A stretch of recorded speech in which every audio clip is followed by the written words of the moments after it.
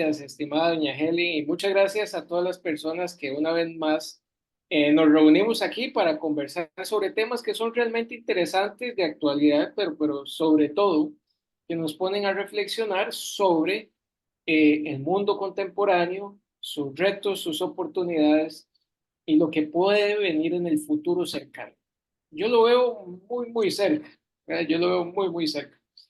Hoy nos corresponde conversar sobre, efectivamente, como decía doña Helen, sobre el texto, este famoso texto de Yuval Harari que se llama Homo Deus, que es algo así como la segunda parte de una triada de libros que él sacó. El primero era Sapiens, la historia de, ¿verdad?, de la humanidad, posteriormente Homo Deus, y el tercer lugar, el que publicó hace poco sobre 21 lecciones de vida para el siglo XXI, donde reúne algunas de las ideas que vino desarrollando en estos dos grandes textos con anterioridad y que formula de una manera más sintética y clara respecto con el avance y el acontecer de las situaciones globales directamente relacionadas con el desarrollo tecnológico actual.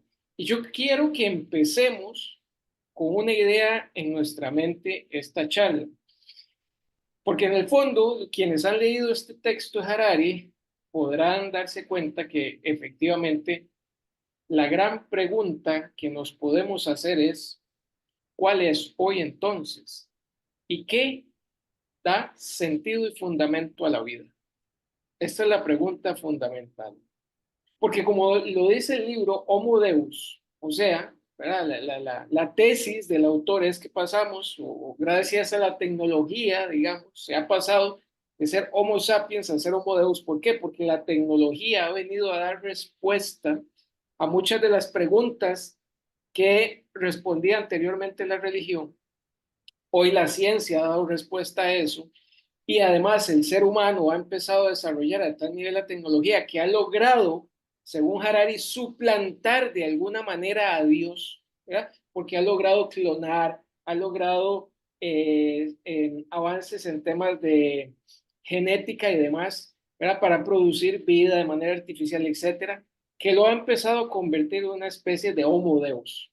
O sea, la pregunta Harari por ahí también, ¿verdad? ¿Nos podemos o nos realmente independizamos de Dios o superamos a Dios? ¿Hemos llegado a ser Dios en la tierra? Y por ahí va un poco la reflexión. Entonces, ¿cuál es el sentido de la vida? En el mundo del siglo XXI que está colmado de materialismo, consumo y por supuesto la pérdida, la destrucción de todo lo que tiene que ver con la tradición cultural de cada pueblo, pero por supuesto de toda autoridad espiritual, que es lo más grave del mundo moderno y la enfermedad más grave del mundo moderno. Entonces, bueno, vamos a iniciar. Voy a compartir pantalla. Un segundo, por favor.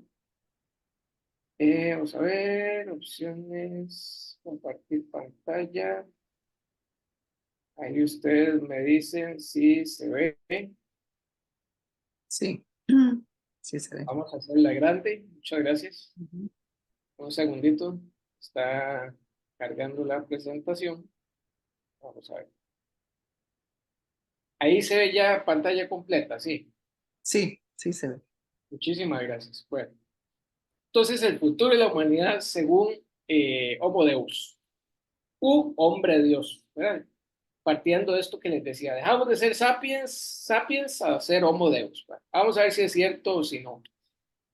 Harari explora el futuro de la humanidad a través del lente de la tecnología y la biología. Esto en el mundo contemporáneo, especialmente en Occidente, se ha convertido en un binomio un tanto peligroso porque es el nuevo fundamentalismo de la época. A partir de ahí justificamos progreso, justificamos desarrollo, justificamos muchas cosas. Pero debemos tener una mirada crítica, dice el pensador israelí, y ahí él plantea algunas interrogantes sobre la evolución de nuestra especie humana y el impacto de la tecnología en nuestra sociedad. Ahí hay otra pregunta, no solamente por el sentido de la vida, sino también por el sentido real de la palabra evolución. Si realmente es una evolución, ¿en qué consiste? Porque si nos vamos a la raíz del término, El concepto de evolución simplemente significa cambio. La idea que le ha dado la modernidad occidental al concepto de evolución, de que se va ascendiendo de algo de la nada a lo superior, etcétera, etcétera, es parte del constructo ideológico de la modernidad como tal, de las figuras renacentistas, del conocimiento, etcétera. Pero bueno, ya se ha tratado y se ha hablado mucho de eso. Por eso aquí la gran pregunta que debemos hacernos, que dice Harari. Muy bien. La tecnología a veces permite avances significativos, por supuesto, gracias a eso estamos conversando aquí y cada quien o está en su casa o está en su trabajo, lo que sea, y estamos conversando. Y en buena hora, que dicha, porque nos interconecta y genera muchas cosas positivas. Pero la pregunta es esta, ¿nos puede llevar a la obsolescencia? ¿Puede la tecnología dejarnos obsoletos a los seres humanos? Porque ese es el tema del transhumanismo de fondo. O sea, la discusión de Harari es el transhumanismo. ¿Qué es el transhumanismo? Esas corrientes filosóficas, ideológicas contemporáneas que empiezan a ver que una superación de lo humano es el humano robot. O sea, ¿verdad? Que le pueden poner chips, mejorarle ciertas capacidades o incluso, como andan en la locura actual en Occidente, buscando el elixir de la vida eterna para que nosotros rompamos la inmortalidad. O sea, nos quieren independizar, nos quieren liberar de la propia naturaleza humana, de la propia naturaleza que Dios nos ha dado.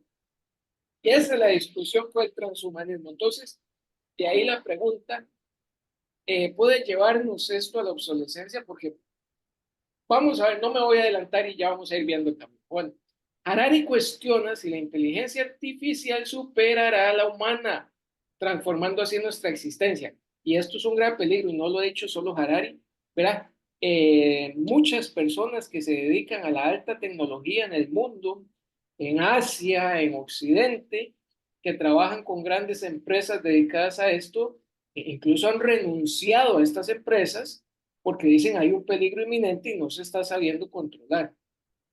No en vano, los Estados Unidos y China, por ejemplo, que lideran en todos estos ámbitos, han sacado ya sus políticas para poder, por supuesto, regular el tema de la inteligencia artificial. Tanto los Estados Unidos como China lo han hecho. ¿Por qué? Porque ellos saben evidentemente que hay ahí todo un tema, no solamente de carácter tecnológico, competitivo y comercial, sino profundamente ético, antropológico, que debe considerarse. Bueno, por ahí va el tema Harari, esa es la otra pregunta. El sentido de la vida, transhumanismo y obsolescencia. Por eso les digo, reflexionen sobre el concepto de evolución. Realmente es una evolución, podemos tener diferentes perspectivas, de eso se trata esto, ¿verdad? De eso se trata esto. Vamos a ver. Una de las grandes promesas, dice Harari, que nos ha dicho la era digital, la cuarta revolución industrial en la que estamos, la tecnología, es precisamente que nos viene a facilitar la vida, nos viene a prevenir de situaciones complicadas o difíciles. O sea, realmente, como dice él, estamos hablando del fin del sufrimiento como promesa. Porque nos decían también, si ustedes lo recuerdan, que la época de la tecnología que iba a venir, nos lo decían hace unos años, etcétera, era para que el ser humano pues trabajara menos, tuviera más tiempo para convivir, para compartir la vida en familia, en la sociedad, para disfrutar de la existencia y no solamente vivir para trabajar como esclavo toda la vida y pagar deudas. Pero realmente está pasando eso. Realmente estamos planteando que la tecnología nos está llevando a dejar de sufrir y a ser más felices. Bueno, Harari plantea que la inteligencia artificial propone la posibilidad de eliminar el sufrimiento a través de los avances en la biotecnología, lo que les decía, ¿verdad? El tema de la medicina también, de la genética y de ciertas cosas que se están desarrollando con gran fuerza, pero que en el fondo lo que plantea el autor es que hay más relación de eso, no con el fin del sufrimiento y el mejoramiento de la calidad de vida, sino con el mercado. O sea, en esta nueva era digital, la biotecnología, la parte donde la biología se junta con la tecnología y se manipula la vida, más allá de democratizar esos aspectos a toda la sociedad en general, pues lo que está haciendo es que solo un pequeño grupo vaya en esa dirección y te da la capacidad económica y financiera para hacerlo. O sea, se está construyendo un mercado de vida artificial al cual no todos están accediendo, pero que es un muy buen mercado y generará muchos rendimientos económicos. Entonces vean ese titular que yo puse ahí sobre una entrevista que dio el señor Harari, a Infobae, en fin, para The Economist, donde dice que la inteligencia artificial hackeó el sistema operativo de la civilización humana. Esas son palabras mayores. Por eso yo puse ese titular aquí de esa afirmación que hace el profesor Harari, porque yo concuerdo con él. Y vamos a ver ahora en la presentación que no solamente es hackear el sistema operativo de la mente, sino ese hackeo de la democracia, es el hackeo de las emociones, es el hackeo de la política. O sea, estamos creando algo que se nos está saliendo de las manos. ¿Y qué?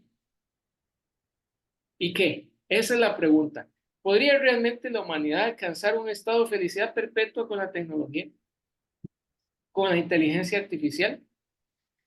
Entonces, vean lo que dice Harari. Tenemos que lidiar con una nueva arma de destrucción masiva que puede aniquilar nuestro mundo mental y social. Eso lo dice el autor, no lo digo yo, para que dimensionemos un poco esto. Entonces, y aquí hay otro título también que yo me encontré por ahí, quise compartir, pero bueno, con los avances en medicina regenerativa y longevidad, lo que les decía, ¿verdad? Nos quieren hacer inmortales, o sea, lo que quieren es sacarnos de nuestra propia naturaleza humana, hacernos cyborgs o hacernos así como en Terminator, ¿verdad? Bichos tecnológicos como en Terminator. Esa es la idea, liberar, liberar. Y esa es la filosofía liberal en el fondo, ¿verdad? Y lo plantea Harari también en el libro. El liberalismo en su fase extrema es liberar al individuo de todo colectivo humano, ¿verdad? Y liberarlo de toda aquella identidad colectiva, ya sea religión, familia, todo aquello que genere vínculo y colectivo, hay que liberarlo, porque el individuo es un ser libre y entonces puede elegir todo libremente, hasta su vínculo en sociedad. Eso es muy peligroso, porque eso, por supuesto, destruye la sociedad, destruye la comunidad, destruye la tradición cultural de todos los pueblos, independientemente de cuál sea, ¿verdad? En la cultura musulmana, en la cultura judía, en la cultura cristiana, en la cultura ortodoxa, en fin, porque todo aquel vínculo que genere un apego a algo, una tradición, es destruido. Entonces la fase extrema, digamos, dice Harari en ese sentido, y aquí también hace preguntas. Vean qué interesante. Estamos acercándonos a la inmortalidad. Hemos dejado de ser Homo sapiens para pasar a Homo Deus, lo que les decía. O sea, ese nivel de dominio de la genética humana, de la tecnología, que nos hace ser tan prepotentes y creernos ser superiores a Dios. ¿Verdad? ¿Realmente lo estamos logrando? A esto conduce todo ese punto de vista extremo, donde el individuo es libre. O sea, un simple ser que solo está ahí, que solo camina, ¿verdad? Porque la tecnología lo justifica todo. O sea, hoy la ciencia y la tecnología, para ellas no existen las emociones, ni la ética, ni los sentimientos. Solo una explicación científica, bioneurológica de lo que sucede en nuestro cuerpo frente a ciertos estímulos externos. O sea, en el nivel de exterioridad, de frialdad, hasta de deshumanización, el que estamos cayendo. Por eso el profesor aquí advierte, ¿verdad? Urgentemente sobre el conflicto entre la inteligencia artificial y la bioingeniería, ¿verdad? Porque entonces, vean esto que tenemos por acá. Bueno, la genética de consumo, lo que les decía, se está creando un mercado global de todo esto. Hay lugares, incluso en Estados Unidos, si no me equivoco, algunas clínicas donde usted puede ir a elegir el fenotipo que quiere de su hijo. Entonces, ¿verdad? Hacen todo, ¿verdad? Usted dice que quiero que tenga ojos azules, ojos verdes, pelo amarillo, pelo rosado, lo que quiera, se lo venden, ¿verdad? Está la fertilización in vitro. Al final, usted puede hacer su hijo como usted guste. En fin, todo esto es un gran negocio. Detrás de esto lo que hay es un gran negocio, un gran reseteo de la población mundial, en fin, etcétera. Entonces, la modificación genética podría permitirnos diseñar a nuestros descendientes, dice Harari. Estamos en el umbral de los humanos mejorados. O sea, vean la pregunta. humanos mejorados. ¿Qué quiere decir? Que Dios se equivocó con hacernos así. Yo pensaría particularmente que no, ¿verdad? Porque yo de ninguna manera puedo ser como un simple humano limitado en mis cinco sentidos, con mis percepciones y emociones, mucho más capaz, mucho más inteligente que el creador de la obra en la cual vivimos nosotros, universal, que es Dios. Pero ve la prepotencia y la arrogancia humana que nos lleva a esto. Realmente es para mejorar nuestra condición o para desnaturalizarla, que es la clave de esto. Eso es parte del mercado y sus ambiciones. ¿Qué hay detrás? Pues bien, esto es el tema profundo que yo lo copié literalmente del libro Harari. Puse el número de página, quien lo tenga puede comprobarlo y puede buscar el número de página. Vean esto que dice Harari, vean esto que dice Harari. Mente o cerebro, lo que les decía de la ciencia, ¿verdad? Porque para la ciencia no hay emociones, todo es objetivo, o sea, todos son estímulos químicos que se mueven de una u otra manera, en fin. Vean lo que dice Harari. ¿Qué ocurre con la mente? Lo que ocurre en la mente que no ocurre en el cerebro, porque está esa dicotomía entre mente o cerebro. ¿Qué tenemos? ¿Mente o cerebro? ¿Cuál es la diferencia entre una y otra? La ciencia está en eso. Bueno, la muerte de Dios a manos de la ciencia. Y algo que dice Harari. A lo largo de los últimos siglos, los científicos no han descubierto ninguna evidencia empírica de la existencia de Dios, mientras que sí encontraron explicaciones mucho más detalladas para la caída de un rayo, la lluvia y los orígenes de la vida. O sea,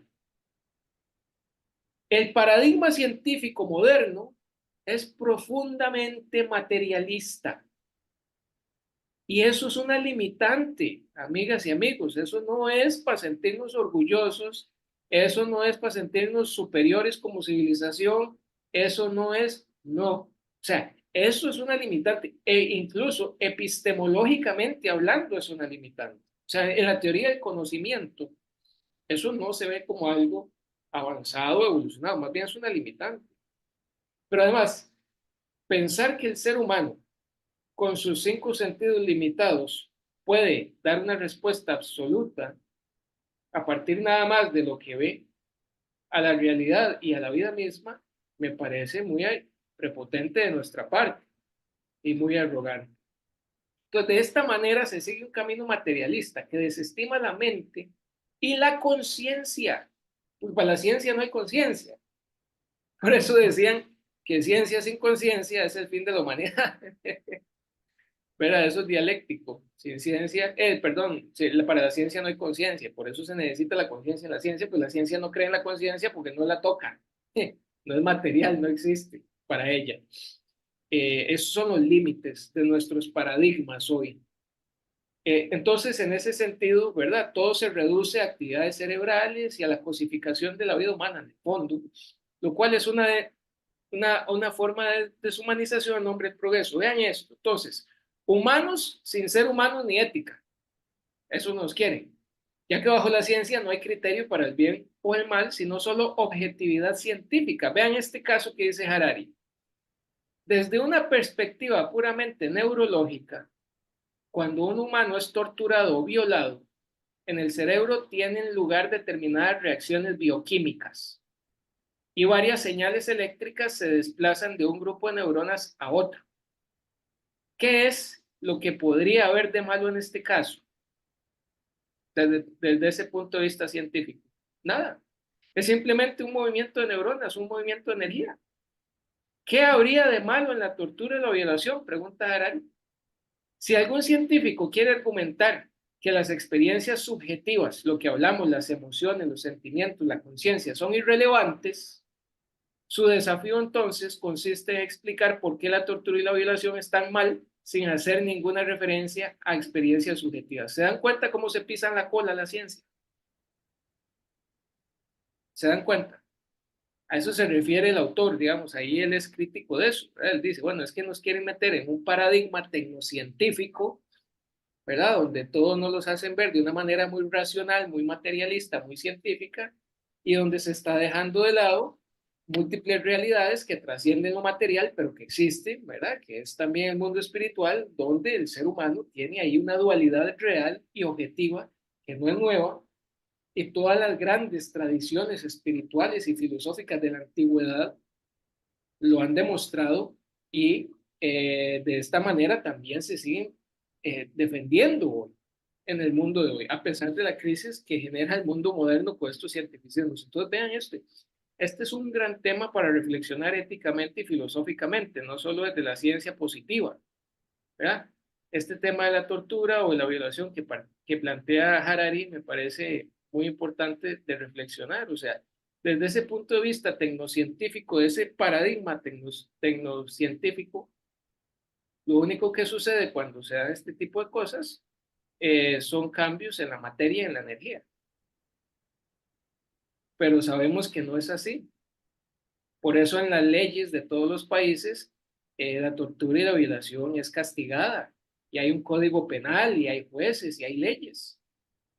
Entonces, no todo es como lo plantean pues estos tecnoparadigmas que buscan pues cosificar al ser humano, pero al fin y al cabo pues no debería ni va por ahí la cosa.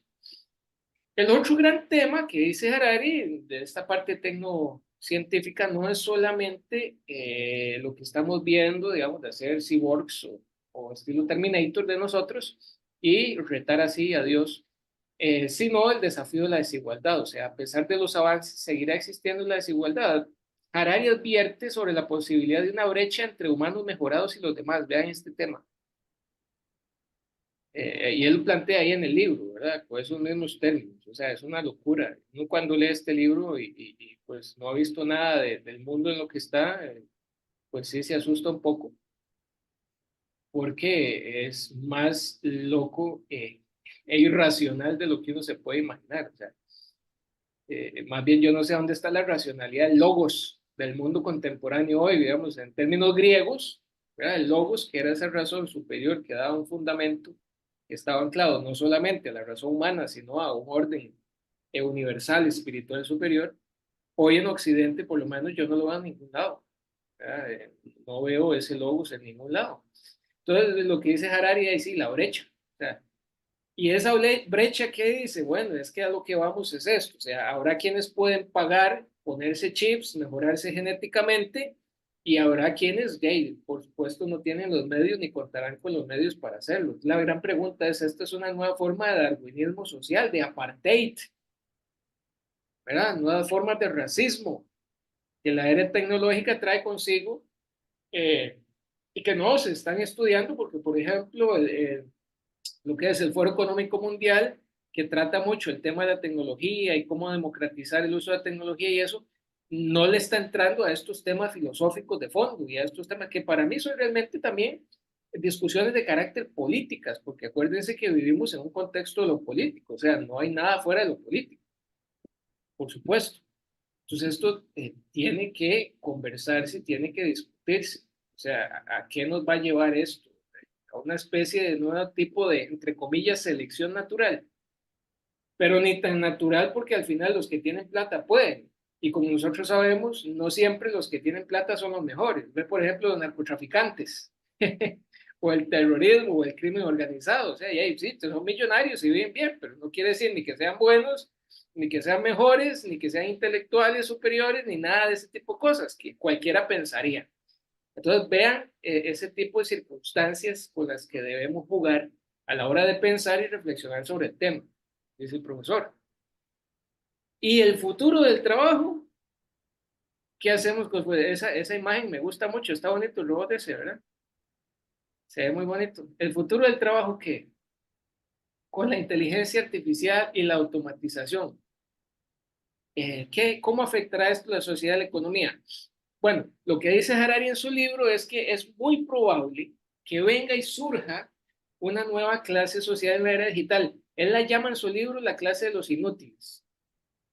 Pero ojo, no lo hace de manera despectiva ni de ninguna de esta forma, jamás, sino que él se refiere a una nueva clase social conformada tanto por personas con educación y sin educación formal, con saberes técnicos o sin saberes técnicos, con oficios o sin oficios, doctores o personas sin educación, que están ya y van a estar dentro de esa nueva clase social porque la tecnología los ha suplantado y los va a suplantar. O sea, no van a ser necesarios.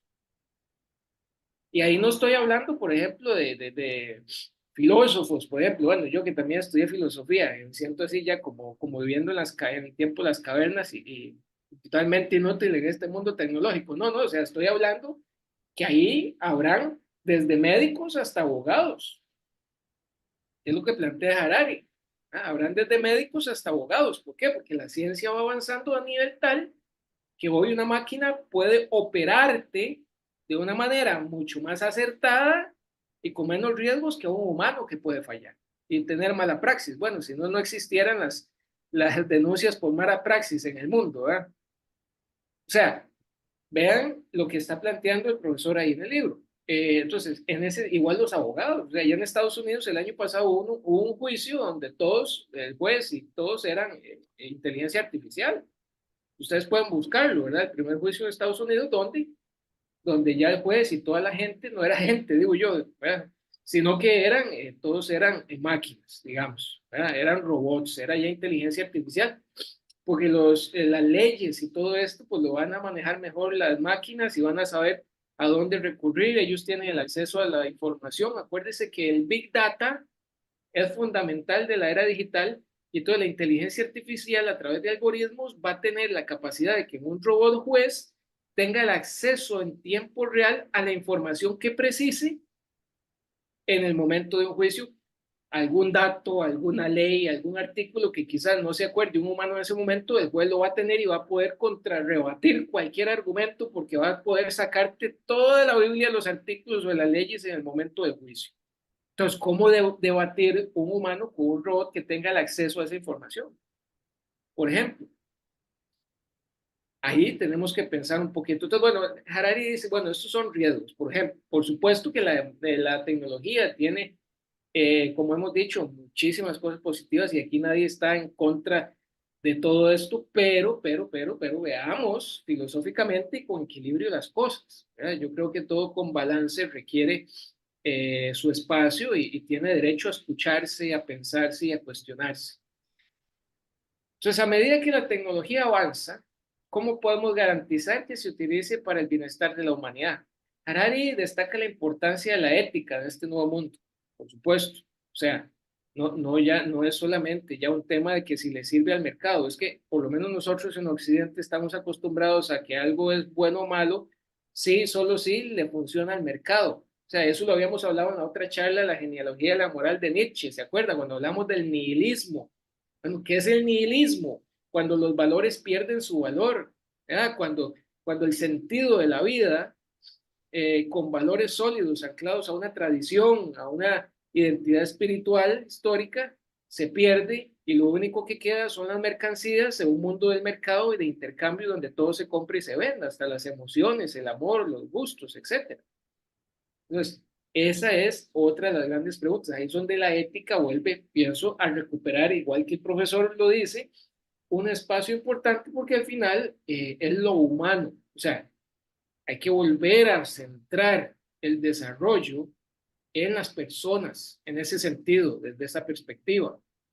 Por supuesto, hay que pensar en el planeta y en la vida del planeta en general, porque tenemos una crisis climática que no podemos negar, pero un paso a la vez. O sea, yo creo que la crónica del transhumanismo que busca supuestamente mejorar los seres humanos y hacerlos inmortales y hacerlos mitad hombre y mitad máquina, debe de pasar por un filtro ético muy importante, no solamente científico, donde se recupere a lo humano de nuevo. O sea, ¿qué es lo que hace realmente humano al humano? Bueno, las emociones, la muerte. O sea, decía Martin Heidegger, lo que nos hace realmente conscientes de la vida es que somos seres para la muerte. O sea, nosotros nacemos y morimos y eso es la naturaleza humana, eso es lo que hace al humano humano, que vivimos, venimos a pasar una experiencia de vida y cuando nos toque, ¿verdad? Como dicen nuestros abuelos, cuando Dios quiere, nos vamos de este mundo, o sea, morimos, somos seres para la muerte. Y eso no tiene que ser ni negativo, ni tiene que ser malo, ni tiene,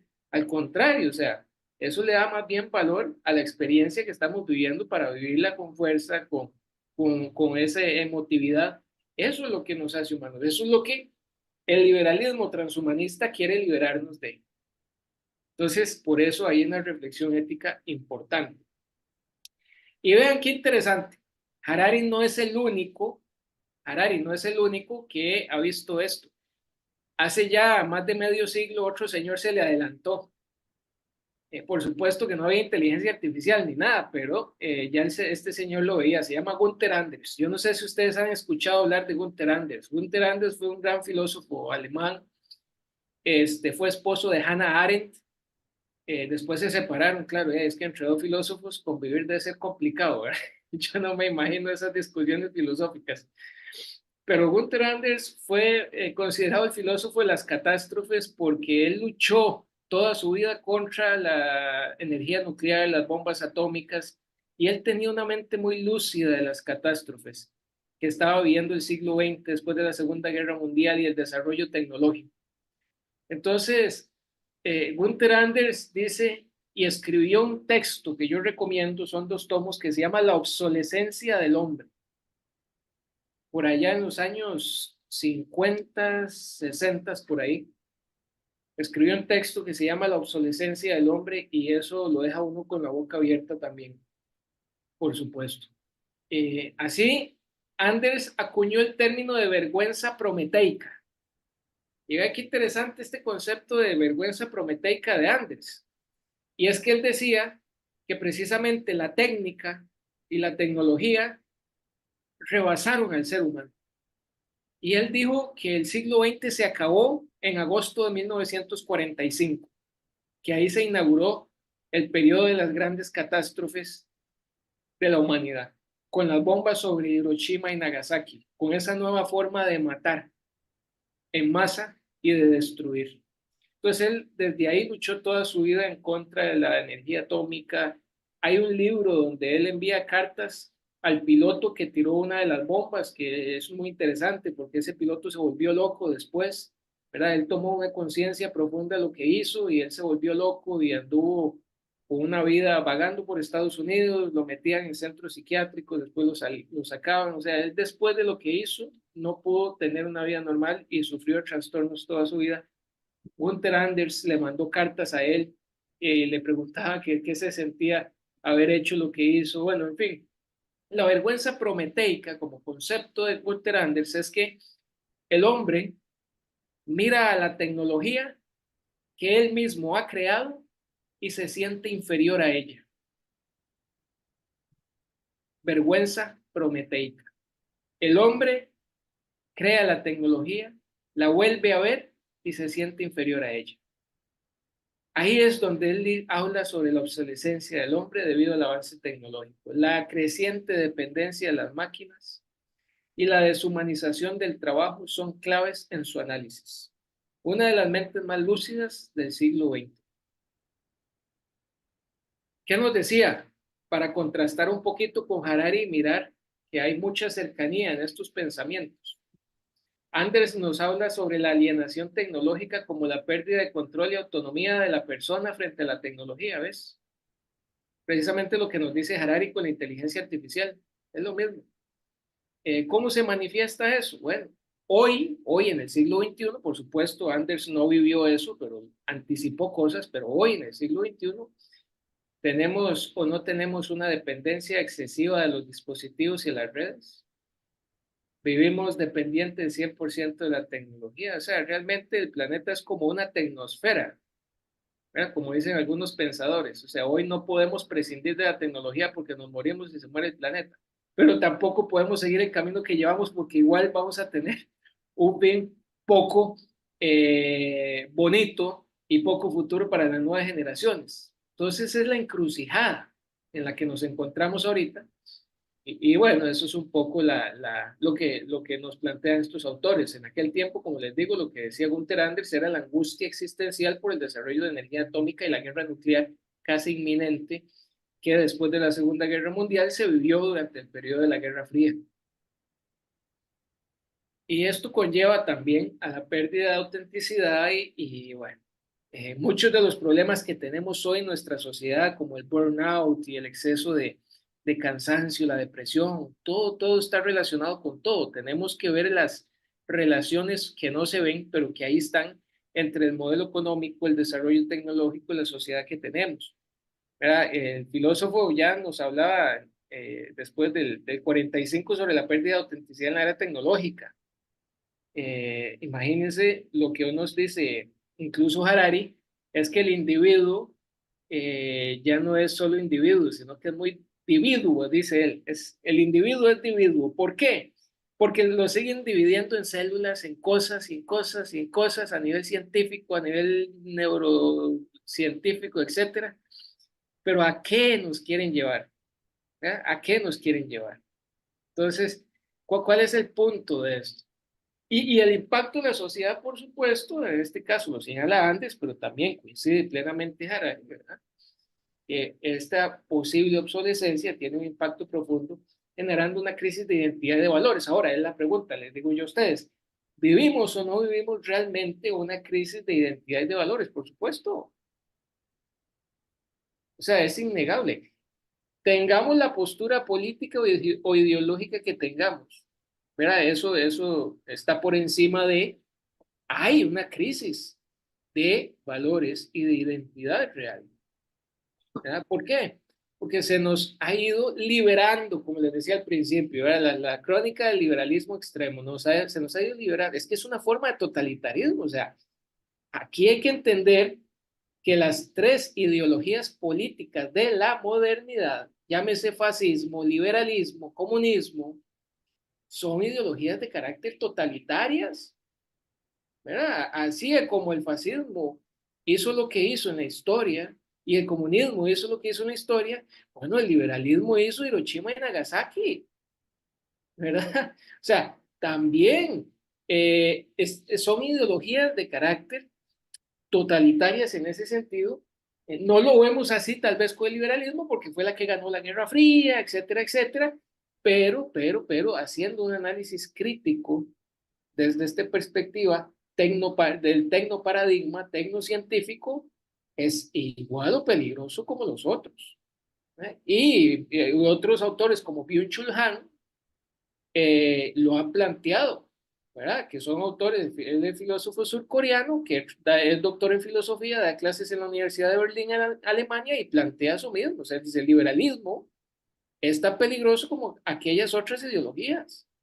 Lo que pasa es que hemos interiorizado tanto esto por el fin de la historia, por el fin de la Guerra Fría, que claro, uno adentro ni lo siente ni se da cuenta, pero un análisis desde afuera empieza a demostrar que la cosa no camina muy bien, dice Byung-Chul Han.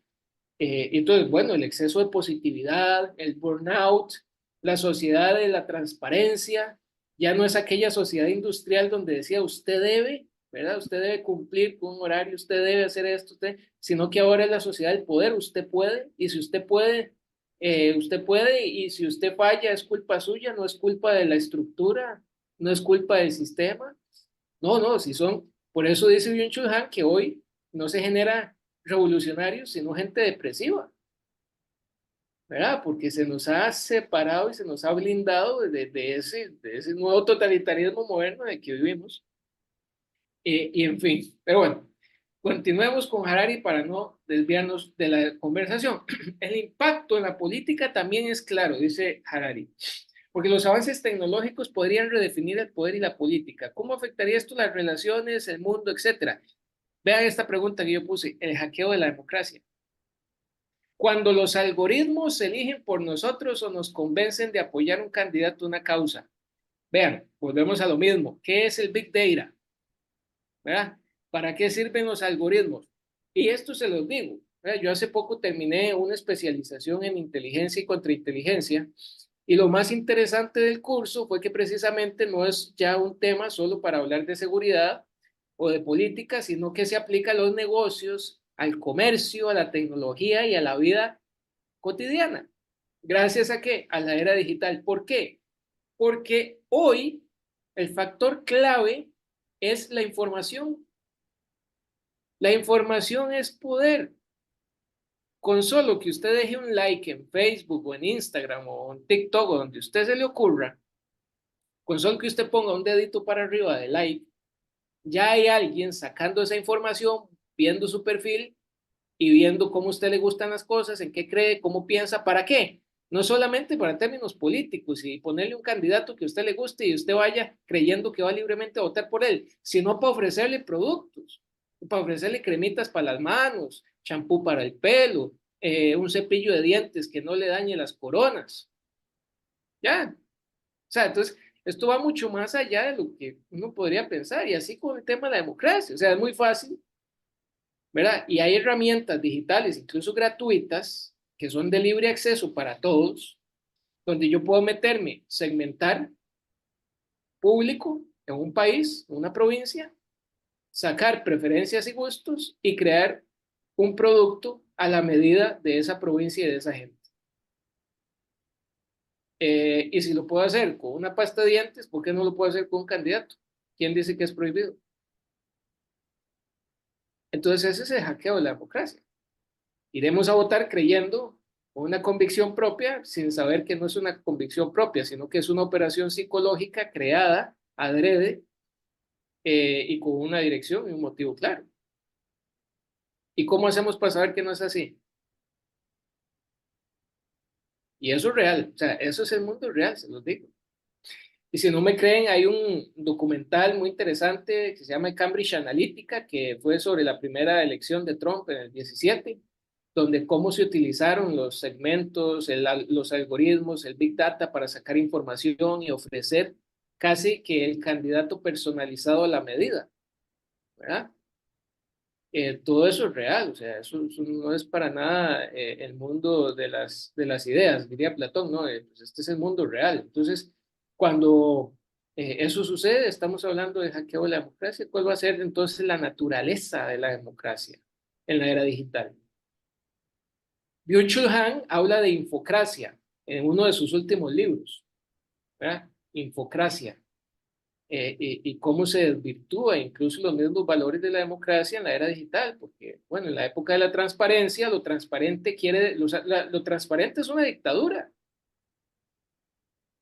Lo transparente es una dictadura. ¿Por qué? Porque si todo es transparente, todo está ahí. Y todo tiene que estar ahí y no hay privacidad, porque se va a ver como sospechoso. O sea, no es otra forma del Big Brother is watching you, nada más que del siglo XXI.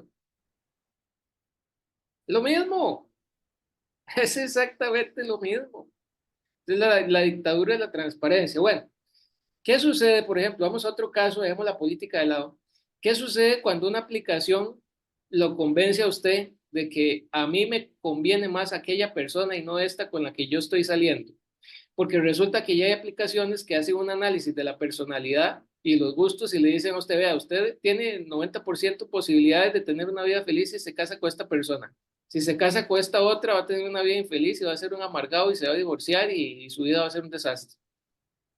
¿Qué hago yo? ¿A quién le hago caso? ¿Al corazón? ¿A la aplicación o a la persona? Pues pucha, me la pusieron complicada y yo la verdad ni sé ya qué pensar. A la de menos la aplicación tiene razón. O a la de menos es una sugestión que me hace llevar esa relación a que de verdad fracase, porque ya yo tengo eso en la mente, entonces esos son sesgos psicológicos para la toma de decisiones. Y eso es real también. Entonces es otro de los temas que plantea Harari en su libro, por eso es una locura.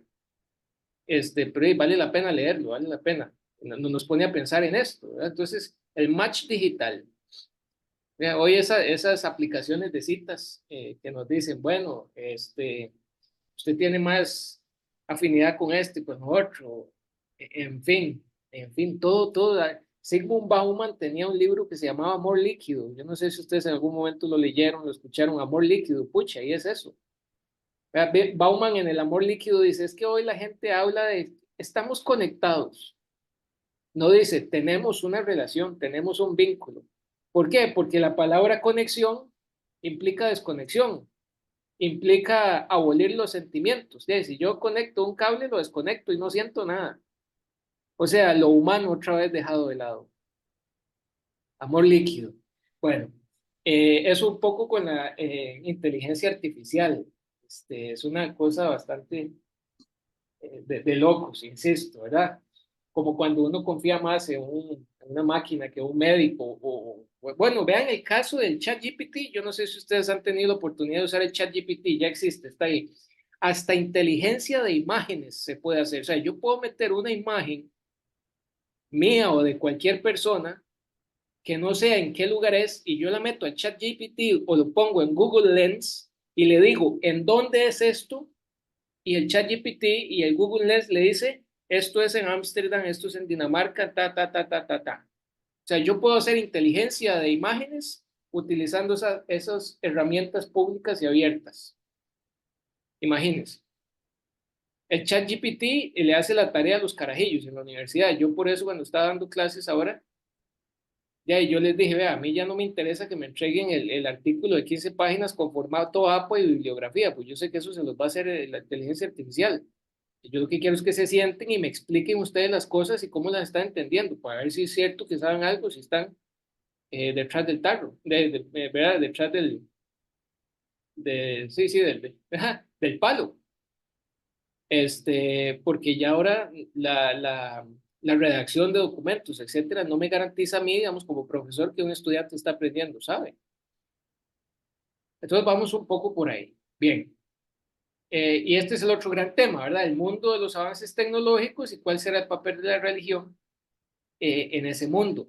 Yo creo que la tradición seguirá siendo muy importante, y aquí me gustaría que más bien las religiones, las tradiciones espirituales no se adapten, que más bien defiendan lo que son, porque son las que al fin y al cabo van a terminar defendiendo lo humano otra vez.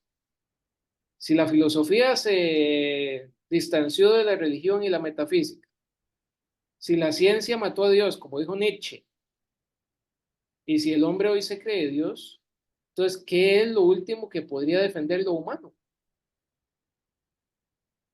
¿Verdad? Yo creo que aquí hay un espacio para reflexionar, porque hay que romper con esa visión moderna, clásica, de que el antagonismo entre la religión y la ciencia, entre Dios y la verdad, etcétera, etcétera. O sea, en una época eso fue el periodo, fue la discusión, etcétera, pero ya estamos viviendo un nuevo paradigma, una nueva realidad que tiene que ponernos a replantearnos esto y a replantear las verdades que a través de los mitos fundacionales se nos transmitieron como cultura y civilizaciones. Y esto es una discusión profunda, ¿verdad? O sea, hay que entender, y lo ha dicho Mircea Eliade. Mircea Eliade tiene un libro que se llama Mito y Realidad, que es riquísimo de leer. Mircea Eliade explica cómo la prepotencia, la soberbia de la filosofía en Occidente, por lo menos, y de la ciencia, han hecho ver el mito como algo falto de realidad, de verdad, pero han perdido de perspectiva que el mito es una forma de transmitir verdades superiores que muchas veces son eh, poco adaptables a una idea racional clara, pero que están ahí. Entonces, de ahí el valor del mito, ¿verdad?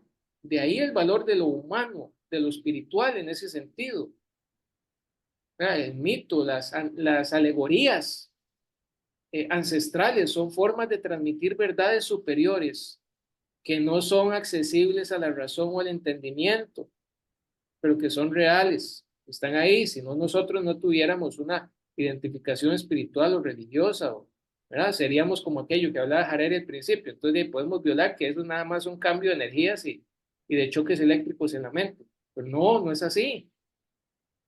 Entonces por eso pienso que más allá de adaptarse, lo que tienen que plantear es cómo volver a unir en la diversidad lo humano, ¿verdad? Eso es fundamental.